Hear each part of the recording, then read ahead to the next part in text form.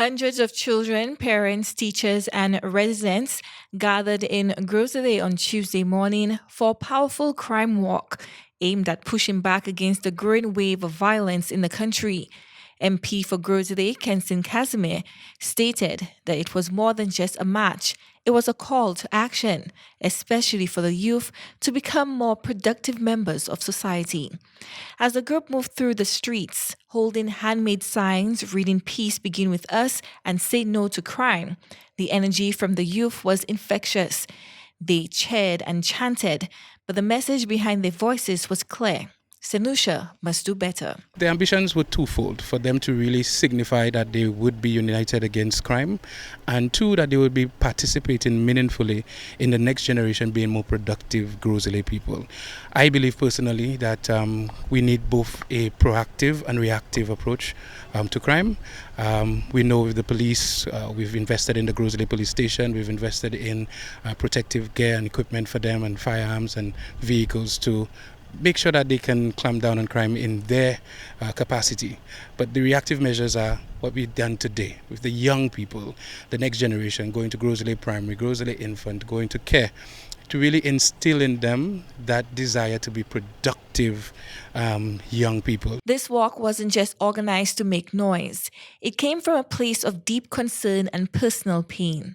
Football Academy head coach Francis Lastic, who led the initiative, said the walk was needed now more than ever. One of his own young players was stabbed to death back in July, and not long after, his neighbor was gunned down nearby in the streets of Gros Islet. These losses shook him, but what truly unsettled him was watching younger kids, some as young as 3, mimicking violence during football drills, pretending the cones were guns. For Coach Lastic, that was a wake-up call. Something had to be done, and it had to start with the youth. The kids, they would pick up the cones and they would flash at each other and say, they would start shooting at each other.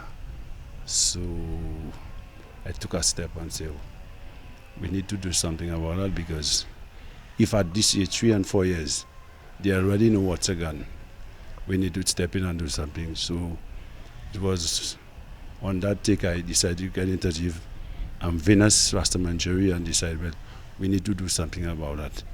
And in Gros Islet, we know of what transpired. We heard in the news. I think it's fair that as a community we come together to see how we can curb. We cannot stop it, but we can curb crime in this community. The event focused on raising awareness and guiding young minds away from violence towards a more positive future. Sports played a big role in that message, not just as a pastime, but as a tool for discipline, teamwork, and self-worth. Key ingredients National Football coach Stern John believes to keep young people on the right track.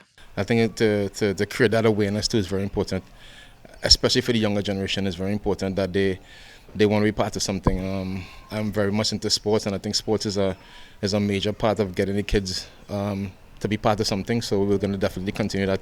Hopefully we can get them outdoors and getting more involved. We just have a nice stadium built here, the Lastic Stadium, so hopefully we can get them to get involved in much more sports and outdoor activities. At the end of the walk, several speakers, including police officers and youth mentors, reminded the crowd that every child deserves to grow up in a safe, supportive community.